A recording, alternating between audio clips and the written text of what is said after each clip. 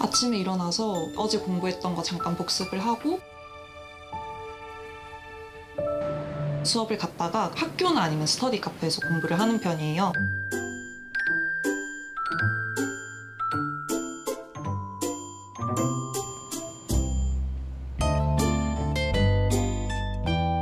저는 서울대 로스쿨 다니고 있는 김가영이라고 합니다.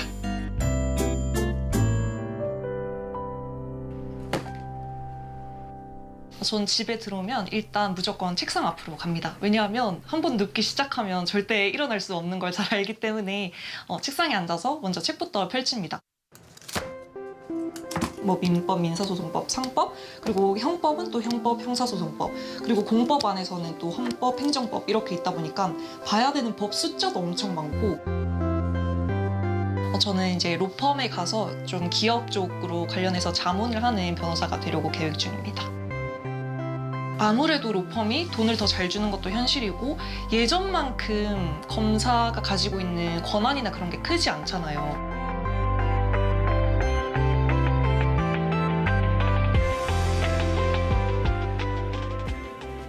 다른 학생들의 생각은 어떨까?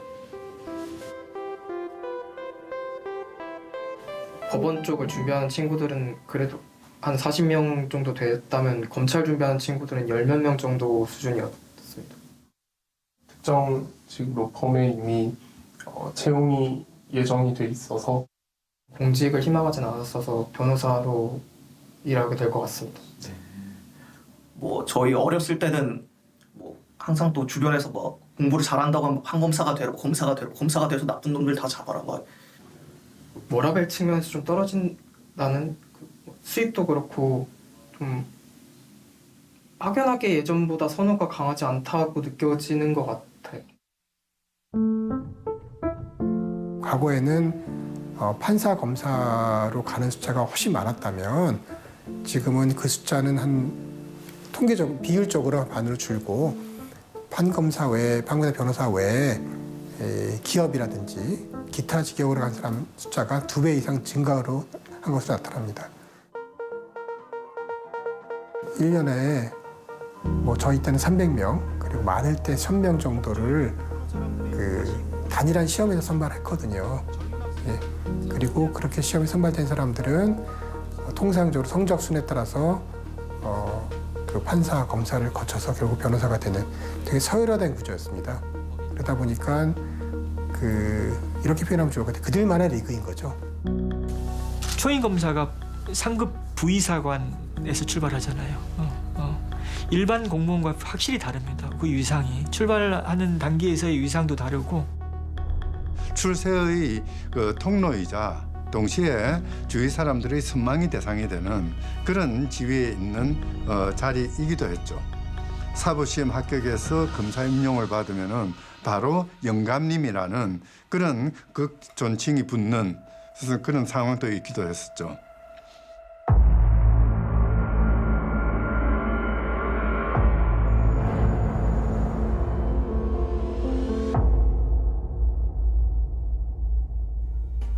시험을 통과한 인원은 7,400. 검사가 된다는 건 평범한 사람들이 비범해질 수 있는 집안의 경사였다. 공직자로서 긍지와 보람을 부모님 사시는 마을이 되게 시골 마을이거든요. 그러니까 시골 마을에서는 이제 다 아시니까 그러면 뭘 해도 이제 아유 우리 뭐 검사님 왔느냐 이렇게 하시면서 되게 좋아하시죠. 그냥 전화로 이제 합격자 발표를 확인하고 그 아버지하고 같이 기뻐했던 일이 아직도 기억이 납니다. 합격의 기쁨도 잠시, 경찰 수사를 직접 지휘하고 영장을 청구하고 검사 생활은 경무의 연속이었다.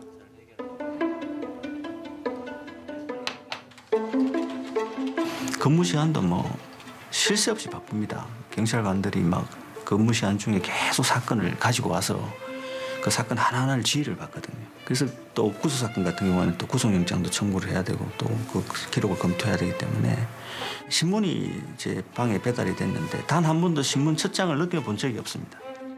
그냥 잠깐 집에 들러서 뭐 옷을 좀 바꿔 입는다든지 아니면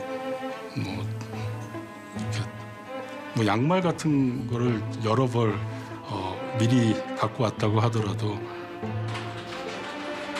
가족의 얼굴보다 피의자의 얼굴을 더 많이 보는 것 같았다. 유치원 등하원은 물론이고 행사나 이런 데 못 가다가 어느 날 하루 제가 진짜 큰맘 먹고 갔더니 우리 아이가 아 이제 우리 선생님도 나도 엄마가 있다는 걸 알게 되겠지라고 얘기했을 때 그런 충격 그런 것들도 생각이 나네요. 제 임용 첫날과 첫째의 생일이 똑같습니다. 그 아침에 이제 양수가 터져가지고 집사람이 이제 병원에 가야 되는데 저는 출근을 해야 되기 때문에 그 병원에 데려다 줄 수가 없지 않습니까? 병원에서 집사람은 저를 애타게 기다리는데 결국 못 가가지고 뭐 가령 저희 어머니 같은 분들도 이렇게 공부를 좀 어느 정도 열심히 하는 큰아들이 꼭 그렇게 사법시험을 응시해서 합격했다고 검사의 길을 가야 되느냐. 그럼에도 검사의 길을 선택했다.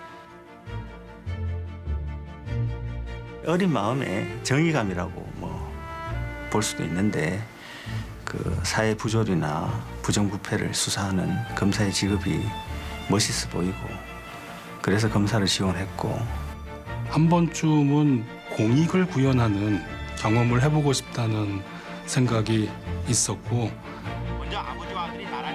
그렇게 2대째 검사가 됐다. 아버지께서 검사로서의 길을 걸었던 분인데 늘 얼굴 뵙기가 어려울 정도로 바쁘시고 저는 87년은 중학교 3학년 때였고요.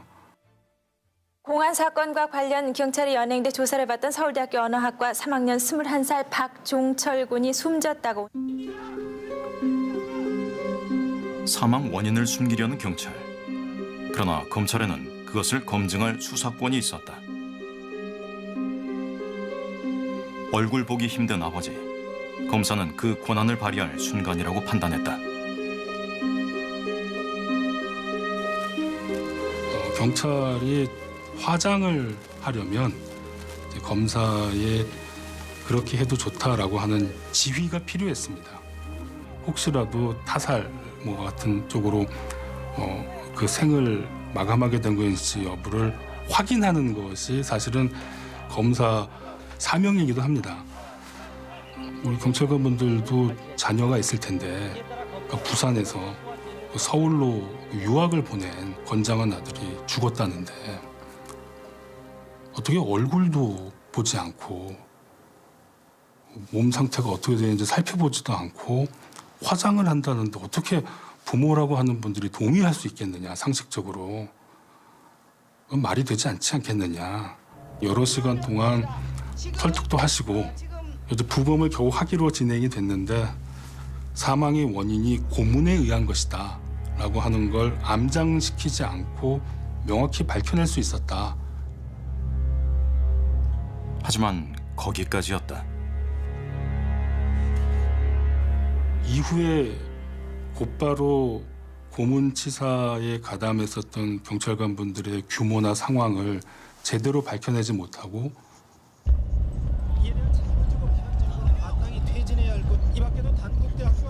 1990년 10월 정치사찰 파문으로 위기에 몰린 노태우 정권은 검찰이 소탕할 다른 범죄들을 제시해 전국을 전환하려 했다.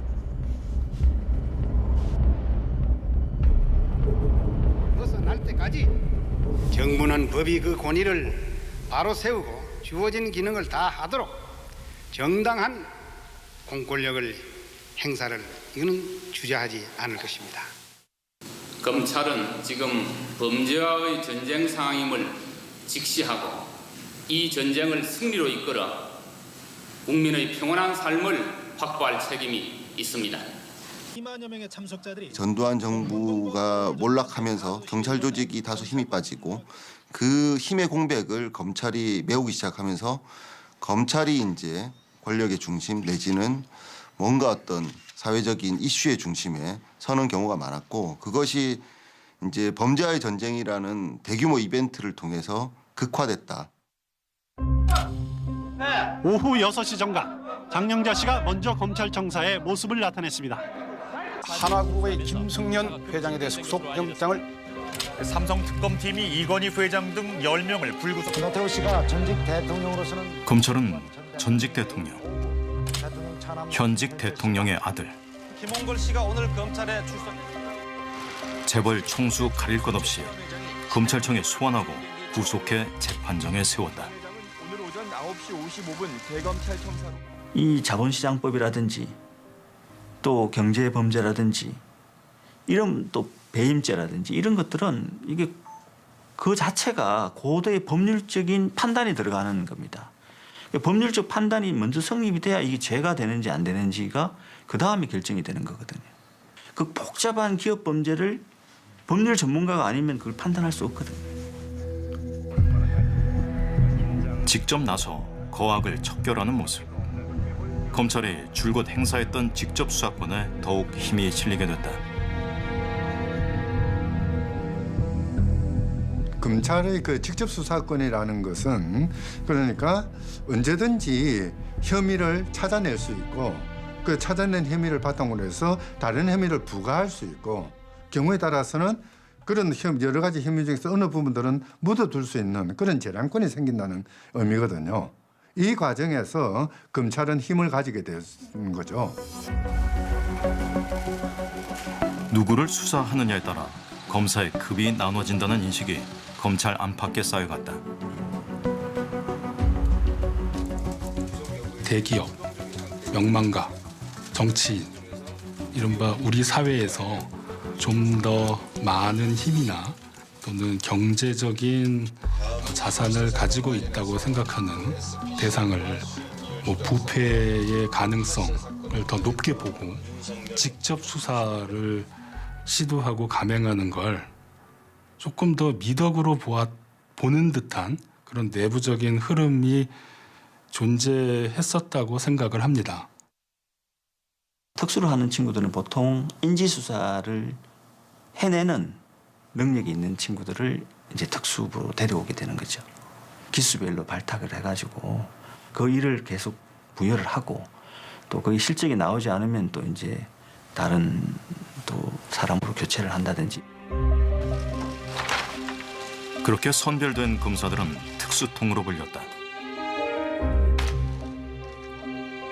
거기에 속해 있는 검사들은 다른 일반 검사들과 뭔가 신분이 다른 또는 뭐 경우에 따라서는 능력이 다른 그런 검사로 포장을 하고 이들 사이에 권력의 상층 구조들을 만들어 나가는 이런 잘못된 관행이 우리 검찰에 있었던 거죠.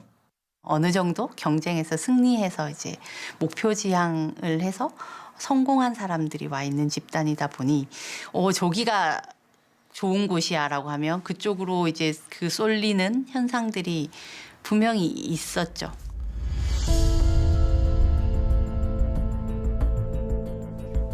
검사의 이동은 항상 세간의 관심이었다. KBS 시사기획창은 이화여대 윤호영 교수팀과 법무부에 공개된 2003년부터 지난해까지 검사 인사 발령 데이터를 전수 분석했다.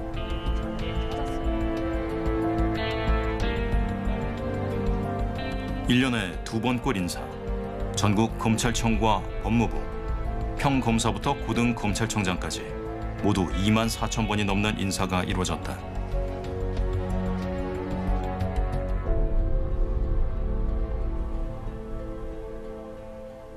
분석은 어떻게 하실 거예요? 한 번의 인사가 연결 관계가 되는 거고 서로 간에 어떤 관계를 갖고 있냐라고 그림을 그릴 거거든요.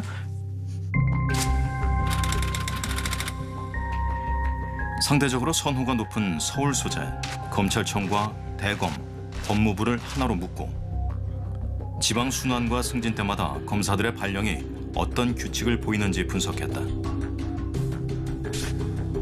같은 경로의 인사 횟수가 잦을수록 연결선이 굵어지고 여러 경로로 연결될수록 동그라미가 커지게 했다.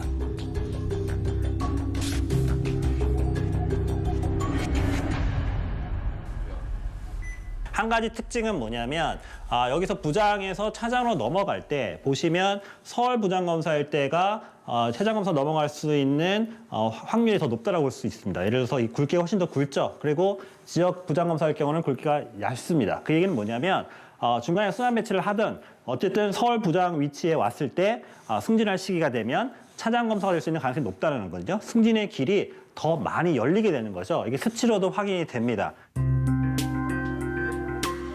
서울 소재 검찰청이나 법무부, 대검에서 일한 부장급이 차장으로 승진한 경우는 469번. 지방 부장급의 승진은 174번. 서울이 2.7배 정도 더 많게 나타났다. 서울에 있다가 지방으로 발령이 받았다도 다시 수사 능력을 인정받아서 서울로 와야 그다음 차장검사의 자리가 확 열리게 되니까 굉장히 승진에 있어서 중요한 체크 포인트다. 이후 검사장 승진도 마찬가지였다. 서울 근무를 할 때 승진하는 경우가 전체의 절반 수준으로 집계됐다. 전국을 순환하는 검사들은 승진 경쟁에서 위에 서려면 최소 한 번은 서울 근무를 해야 했다.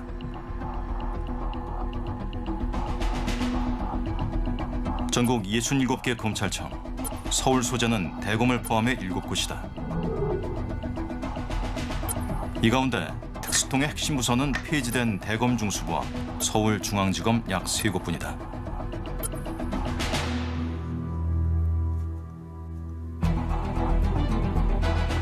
서울에서 일을 해야 대형 사건을 맡아 능력도 인정받는다. 하지만 좁은 문을 열기 위해 검사들은 사건 피해자의 권리 구제보단 상급자의 인정이 필요했다. 그 상급자는 검찰 수뇌부, 그리고 최종적으로 그 수뇌부를 임명한 정치 권력이다.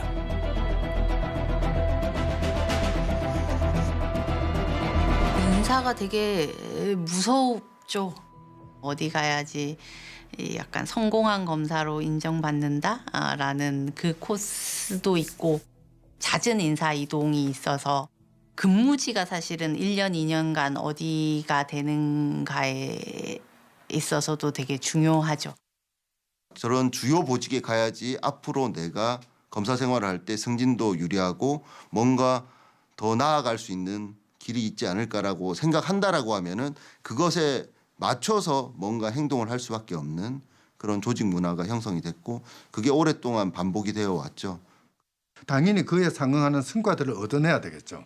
이 성과들을 만들기 위해서는 경우에 따라서는 검찰 권력을 남용하거나 오용하거나 또는 뭐 경우에 따라서는 그 여죄를 찾아 나서거나 뭐 관련 범죄라는 이름하에 그렇게 하면서 하나의 사적인 권력으로 만들어 나가는 이런 경로를 거치게 되는 거죠. 검찰 권력이 강해질수록 정치 권력과의 충돌도 거세졌다. 검찰의 지나친 권력화에 대한 대통령의 공개적인 견제 시도도 있었다. 우리나라는 그동안에 법무부 장관이 갖고 있는 이 재청권, 즉 이 실질적인 인사권을 가지고 정치권의 영향력이 수없이 저희 검찰에 들어왔다는 사실 때문입니다. 검찰은 권력기관이기 때문에 권력기관에 대한 문민 통제를 하기 위해서 법무부 장관을 둔 겁니다. 대통령에 취임하시기 전에 부산 동부지청장에게 청탁 전화를 하신 적이 있습니다. 그때는 왜 검찰에 전화를 하셨습니까? 이쯤 가면 막 하자는 거죠. 대통령님께서 83학번이다라는 보도를 어디서 봤습니다. 제가. 내가 83학번인데 그러면 동기생이 대통령이 되셨구나 이런 저기를 했었습니다. 시청자 여러분, 온 나라가 충격과 비탄에 빠진 하루였습니다. 오늘 아침 서거한 노무현 전 대통령의 시신이 김해 봉하마을에 안치됐습니다. 그 대통령의 죽음은 검찰의 무리한 수사 방식에 사회적 의문을 불러일으키는 계기가 됐다. 검찰 개혁이 사회 핵심 의제로 떠올랐다. 건설업자가 수십 명의 검사들에게 향응을 제공하고 이 성접대를 사건 청탁을 대가로 벤츠 승용차에 아주 비싼 가방까지 받았다는 별장 접대 의혹을 받고 있는 김학의 법무부 차관이 오늘 사표를 냈습니다. 그때는 진짜 돈이면 다 되더라고요. 제가 봤어요. 죄를 줄여요. 없애기도 하고 저 봤습니다. 그리고 퇴직 후에도 본인이 함께 근무했던 검사들을 수시로 만나면서 접대하고 그 접대 자리에 저도 같이 가서 밥도 먹고 술도 먹고. 검찰을 견제하고 검찰의 잘못에 대해서 책임을 물을 수 있도록 그렇게 갖춰야 한다고 봅니다. 문재인 정부는 검찰 개혁 카드로 윤석열 검사 파격 승진을 내세웠다.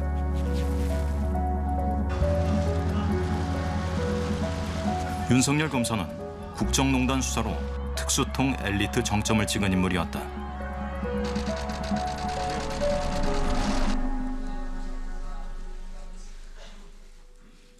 인사 내용을 말씀드리겠습니다. 승진 인사 서울중앙지검 검사장 윤석열 대전고검 실시하는 것입니다. 그게 뭐 능력을 봐서 했겠습니까? 경력을 봐서 했겠습니까? 그리고 나서 총장까지 임명했지 않습니까? 무례하게. 결국은 모든 사단이 그것을 발생한 거 아닙니까? 그러면 검찰총장을 한 또 검사로 평생 있었던 윤석열 전 대통령은 그럼 검찰 인사를 공정하게 했습니까? 그냥 자기 사람 심었던 거 아닙니까?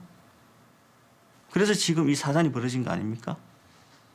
윤석열이라는 어떤 개인, 검사 개인에 대한 기본적인 신뢰를 바탕으로 해서 이루어졌기 때문에 사실은 이게 합리적인 어떤 판단이었거나 정책적인 판단이었다라고 보이지 않습니다.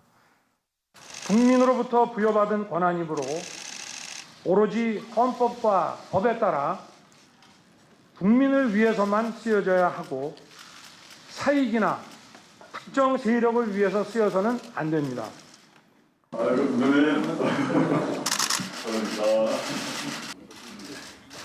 당시 문재인 대통령이 준 기회를 검사 윤석열은 10분 활용했다.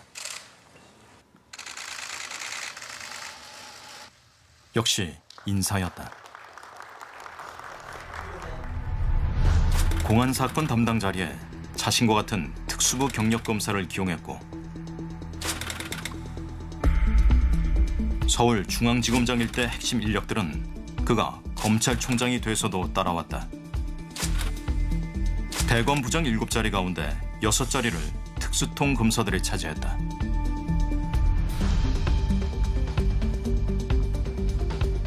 직무와 경력 상관없이 측근들로 채운 인사. 견제 장치 없이 독주할 수 있다는 우려가 나왔다.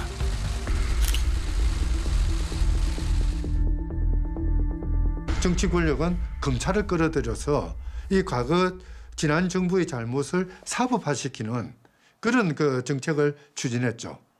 이제 그러다 보니까 두 가지 폐해가 나타나는데요. 정치의 사법화 현상과 더불어서 그 사법화의 주역으로 검찰 권력이 강대하게 등장하게 됐다는 이런 정책적인 잘못을 범하게 된 것이죠.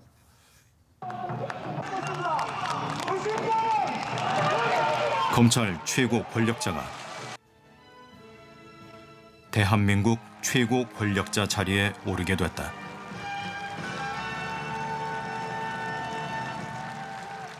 국민이 진정한 주인인 나라.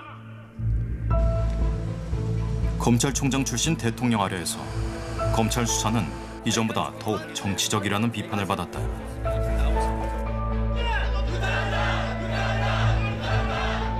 원래는 명예훼손 사건은 검찰청법상 한동훈이 만든 시행령에 의하더라도 검찰이 수사 개시를 할 수 없는 범죄거든요. 대통령을 바라보고 그런 수사를 했다라고 저는 생각을 하고 그렇게 추정을 하고 검찰은 최 목사가 김 여사에게 준 선물이 우호관계, 접견 수단일 뿐 대통령 직무와 관련한 청탁을 위한 것이 아니라고 판단했습니다. 계좌 관리를 위탁하거나 직접 주식 거래를 하였다고 보기 어려워 금일 피의자에 대해 혐의 없음 결정을 하였습니다.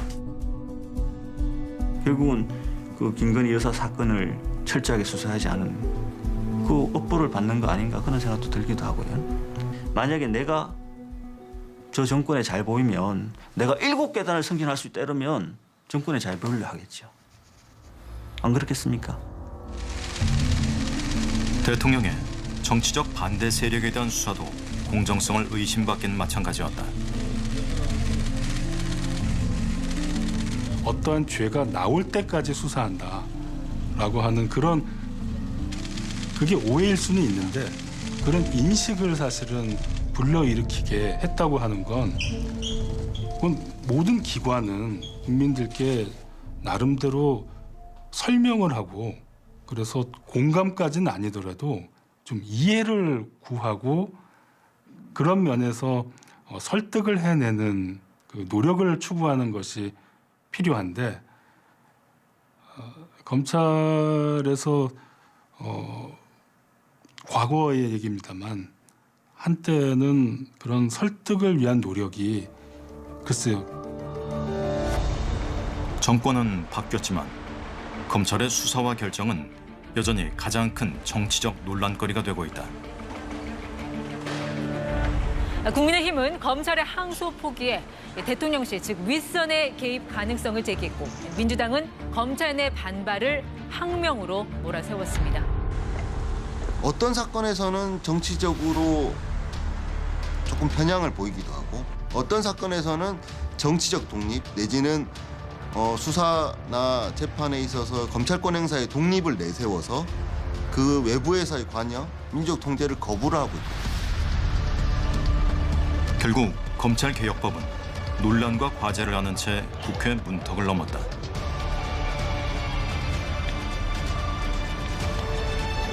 정부조직법 일부 개정 법률안 제안에 대한 수정안은 가결되었음을 선포합니다.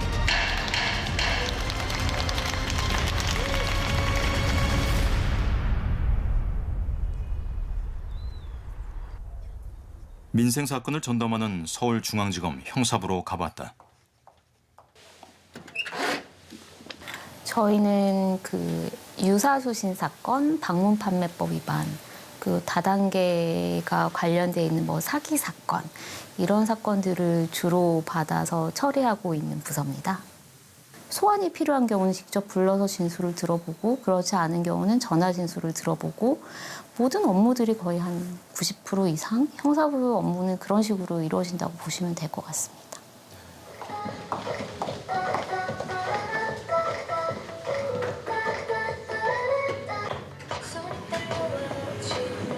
피해액에 비해서 좀 구형이 높지 않은 경우에는 어떻게 할지 적정한지에 대한 고민이 좀 있습니다. 맞아. 그런 부분이 좀 고민스럽긴 해. 이게 지금 보니까 사기 피해 금액만 2천억, 유사수신은 한 3조 3천억 이 정도 되는 거죠. 네.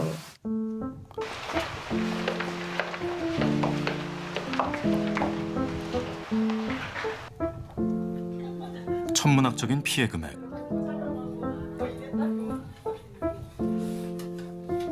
쌓여만 가는 사건들. 그 캐빈 안에 다 들어갈 수는 없어가지고 이런 식으로 좀 이렇게 바깥에서 기록을 놔두고 보고 있는 편입니다. 그리고 이것도 제 사건이에요. 자랑스럽습니다. 전시. 앞에 이렇게. 이거 언제 다 보세요? 봐야죠. 주말에 하루 나와서 하면 금방 볼 것 같습니다. 아, 주말을 버리시고. 네, 주말을 써야 될 것 같습니다. 지금 제가 보고 있는 사건도 고소한 지 5년이 된 사건이거든요.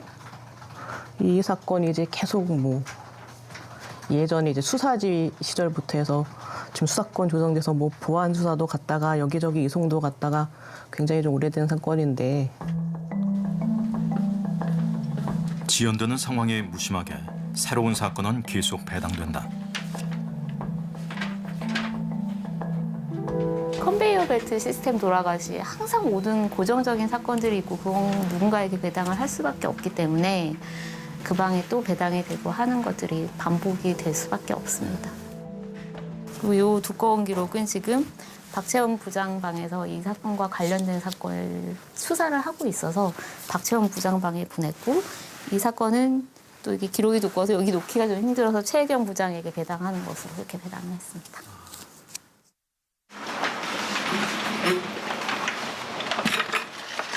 부장님 오늘 배당 왔습니다. 검사님 배당이 제일 많은 것 같은데요? 꼭 그렇지는 않고 각 방 사정에 따라서 부장님께서 각 방에 있는 사건들 현황이나 그런 것들 고려하셔서 적절히 배당하시는 것으로 알고 있습니다. 피해자들 입장에서는 지금 자기 사건들이 너무 이렇게 오래 되었으면 그것들 때문에 힘들어하고 있고 그런 부분들 어려움을 호소하고 있기 때문에 저희로서는 최대한 빨리 처리하려고 힘쓰고 있습니다. 사실 이제 플랜카드 걸린 사건을 빨리 처리할 수가 없는 상황이더라고요. 그래도 일단 하나는 했고 나머지도 좀 하려고 하고 있습니다. 진짜 이게 밤낮이 없겠어요. 그냥 이번 소리 다 하시려면. 네, 이제 주말에도 거의 나오고 있고요. 경찰에서 넘어온 기록을 다시 확인하고 가해자와 피해자 진술을 더 듣고 빠진 조각을 채우는 일, 형사부의 일상이다.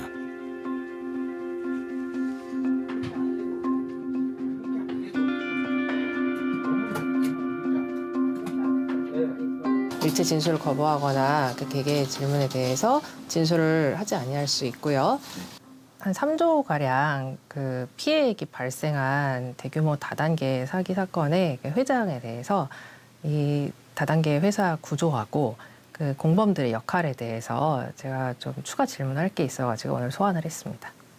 직접 추궁을 하면서 확인을 하고 나중에 이런 질의와 응답 내용들이 공소 유지에 도움이 될 수 있기 때문에 저희가 한 번씩 다 이렇게 확인하는 과정을 될 수 있으면 거치려고 하고 있습니다.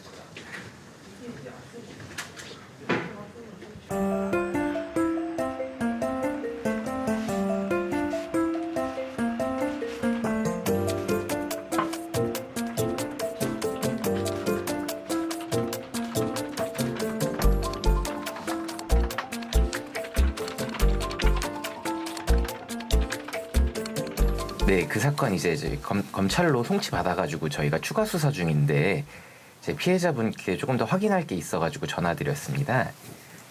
너무 경황이 없으셨을 것 같긴 한데 피해자 진술을 추가적으로 청취할 필요가 있었는데 피해자가 조금 멀리 살고 계시다 보니까 전화로 피해자 진술을 청취하였습니다.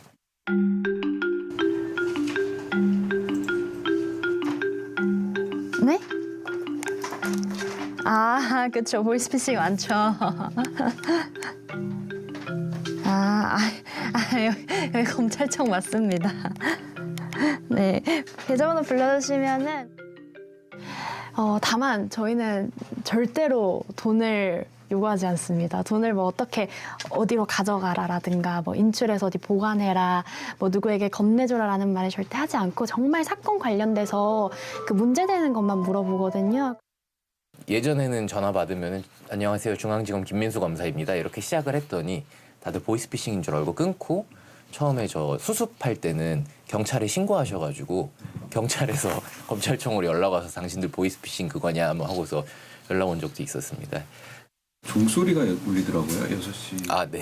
그거 어떤 거예요? 그 이제 집에 가라는 신호입니다. 집에 가도 된다는 신호죠.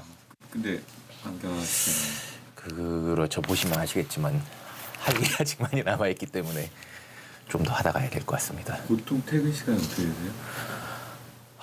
뭐 그날 다르긴 한데 뭐 빨리 가면은 9시에 갈 때도 있고 조금 늦게 가면은 좀 더 늦게 갈 때도 있는데 제가 신혼이라서 웬만하면은 날이 바뀌기 전엔 집에 가려고 하고 있습니다. 퇴근 안 하세요? 지금이요? 아직 6시밖에 안 됐는데 어떻게 퇴근을 하겠습니까? 퇴근 중이 아니고 밥 먹는 중이죠? 아, 밥 먹는 중이에요? 네. 저녁 먹어야죠, 저녁. 선배와 후배가 함께 모여 배달 음식으로 저녁 끼니를 때운다. 결국 다 제 선택이고 뭐 그만큼 또 의미 있고 가치 있는 일을 하니까요. 뭐 그 정도는 희생해야 된다고 생각합니다. 아마 다 똑같은 마음일 겁니다, 검사들은.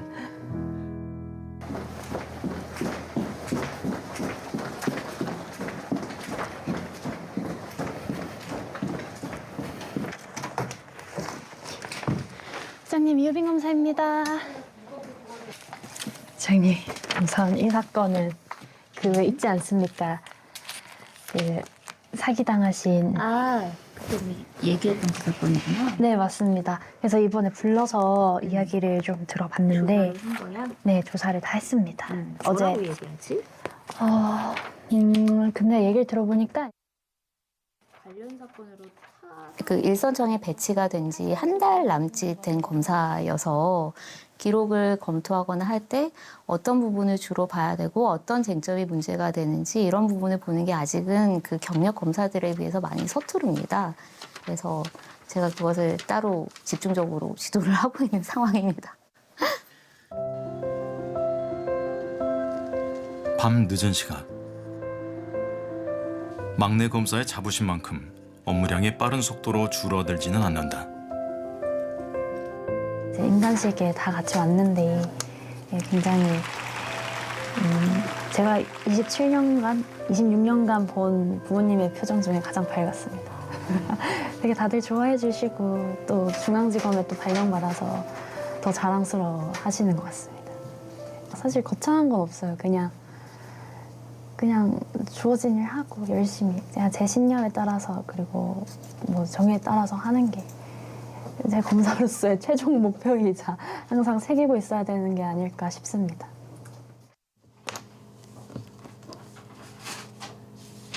좀 검사마다 스타일이 있는데 저는 양쪽을 씁니다. 쓰다 보면 여기 이제 살이 보이거든요. 구멍이 뚫려서. 고무가 뚫려서요? 네. 그럼 이제 갈아야죠. 훌륭한 검사의 그 필요 조건은 디스크라는 우스갯소리도 있긴 한데요. 아직까지 디스크는 안 온 상태여서 그래도 다행이라고 생각하고 있습니다. 해도 해도 끝이 없으니까 그 같이 할 수 있는 직원들이 좀 더 늘어났으면 좋겠다는 생각도 들기도 하고요.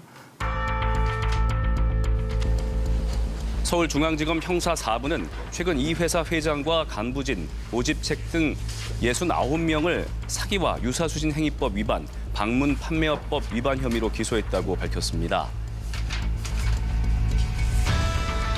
피해자 약 20만 명, 피해액 3조 3천억 원, 가해자 69명. 불구속 상태였던 피의자 2명의 상습 범행을 추가로 밝혀 구속해 재판에 넘겼다. 실무에서 지금 일을 하고 있는 많은 사람들이 이거는 그냥 이렇게 빼면은 바로 문제가 생긴다라고 지적을 하고 있는데도 불구하고 그냥 빼면 된다라고 주장만 하고 있는 상태라서 주장만으로 결과가 나오진 않거든요. 현실 세계는 마법으로 움직이지 않습니다. 검찰이 일상적인 업무를 처리할 때 그러니까 뭐 경찰이 수사를 감시하거나 견제하거나 또는 그 피의자의 인권 보장에 앞서거나 또는 범죄 사실에 대한 실체적인 진실을 규명하면서 사회 정의를 세우거나 하는 그런 역할을 하는 경우에는 우리가 검찰에 대해서 이야기할 필요가 없습니다. 귀가하는 여성을 따라가 마구 때리고 성폭행하려 한 이른바 부산 돌려차기 사건 가해자가 징역 20년을 받게 됐습니다.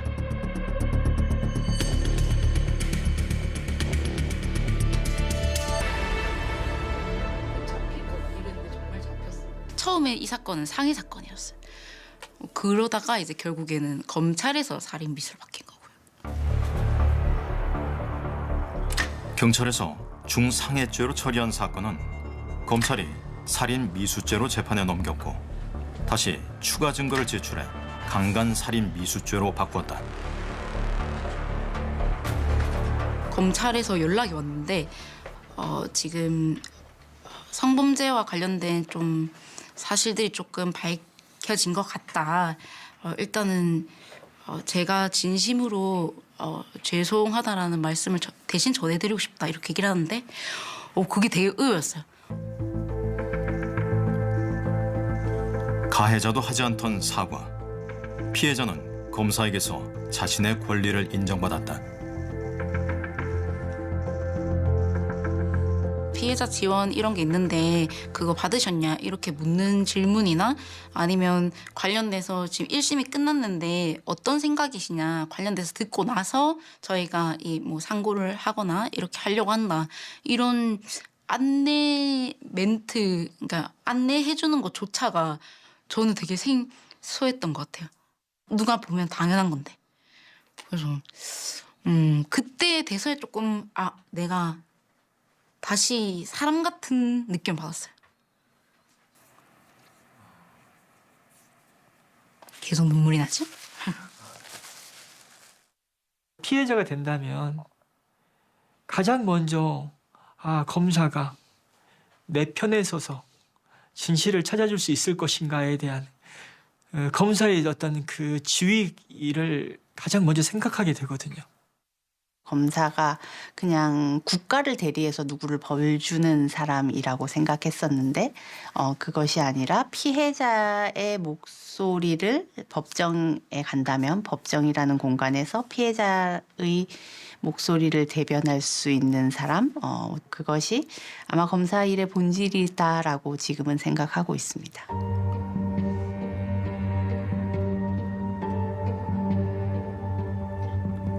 정의 구현이라는 빛의 이면. 정치적 중립 논란은 극복하지 못한 채 검찰청은 없어진다. 78년 동안 검찰청이 맡아온 역할은 올해 10월부터 중대범죄수사청과 공소청이 나눠 대신한다. 수사와 기소의 분리. 하지만 경찰 수사에 대한 검사의 보안 수사권을 놓고 당정은 결론을 내지 못하고 있다. 법의 공백을 우려하는 목소리와 범죄로부터 국민이 안전한 나라를 만드는 게 가장 중요하고요. 이 검찰 개혁의 결과로 국민들이 불편하지 않게 만드는 것도 필요하다고 생각합니다. 권력 부활의 여지를 차단해야 한다는 목소리가 부딪힌다. 어떤 명분으로도 수사권을 다시 검찰에 쥐어주는 일은 있어서는 안 된다라는 것을 사실상 기존 검찰 특수부를 확대 재편하는 구조는 절대 안 됩니다. 보안 수사권은 모든 국민을 상대로 모든 제명에 대해서 언제나 행사할 수 있습니다. 보안 수사권은 한동훈의 시행령의 등처럼 무한히 검찰권을 확대할 것입니다. 법조계의 견해도 둘로 갈라져 왔다. 그 보안 수사 요구 자체도 수사이기 때문에 이것을 허용하지 않는 방향으로 약 10여 년 정도가 흘러야지 검찰의 정치, 수사, 인권, 경시, 자신의 특권을 먼저 생각하는 DNA가 변화될 거라고 생각합니다. 보안 수사 요구가 지금보다 급증할 텐데 이걸 어떻게 감당할 거냐. 그로 인한 부작용을 해소할 수 있는 다른 어떤 정책적 대안이 있냐? 정책적 대안이 없거든요. 만들 수가 없어요. 혹시 검찰 권력을 줄이기 위한 개혁의 결과로 사건 피해자의 권리 보장에 소홀함이 생기는 것은 아닌지 우려의 목소리도 나온다. 국민들한테 가장 필요한 제도 개혁이라는 것은 결국은 국민의 피해 구제가 빨리 되는 신속한 그 권리 구제가 가능하도록 시스템을 정비하고 그거를 효율적으로 만드는 거 아니겠습니까? 각 단계별로 이제 수임 요청이 있을 텐데 돈벌이는 불리하지 않죠. 비용을 덜 들이고 사법 절차에 진행할 수 있게끔 만들어주는 게 진짜 개혁입니다. 어렵고 많이 비용이 들게끔 하는 것은 개혁 아니라고 봐요. 어떻게 기억을 잃은 피해자가 불안해하는 피해자에게 개혁으로 사건 처리가 얼마나 개선되는지 설명이 필요하다. 피해자분들도 계속 얘기하는 게 지금 너무 불안해하세요. 결국 사람이 하는 일인데 국민들이 변화하는 그 검찰, 경찰 또는 형사사법 체계의 모습에 대해서 가지는 불안들, 특히 피해자들의 불안, 이것들을 어떤 식으로 극복할 수 있는 것인지 국가가 책임지고 설명을 해줘야 되는 거죠.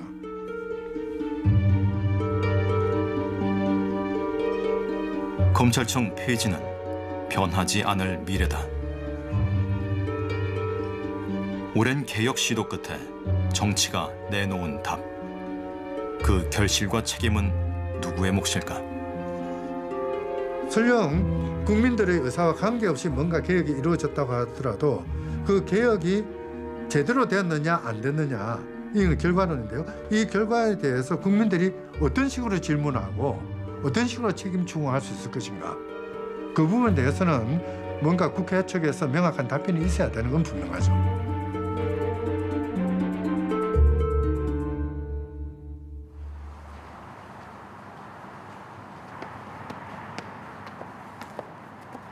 나는 열심히 일을 해왔는데 왜 이렇게 개혁, 경우에 따라서는 비난의 대상의 일원이 되고 말았는지에 관한 분명히 답답한 심경들이 있으실 텐데, 결국은 제가 다닐 때 이렇게 검찰청이라는 이름이 없어지게 되는 이런 사태를 맡게 되니까 솔직히 제가 거기에 어떤 일조를 했던가? 이렇게 물어보면 그 한 1%도 안 되는 사람들 때문에 이 조직 전체가 그 매도되고 마치 정치적인 조직인 것처럼 그렇게 매도당하는 게 사실은 좀 마음 아픕니다. 제가. 검찰이 그렇다고 해서 자기들 우리 일의 본질은 그런 게 아니에요라고 해서 자기들 논리로만 계속 갈 수는 없어요. 그러다가 이 꼴이 난 거죠. 우리는 어쨌든 사회로부터 위임받은 일을 하는 사람들입니다. 그러므로 그 국민들이 어떤 검찰을 갖기를 원하는지에 따라서 우리의 역할은 아마 달라질 거예요.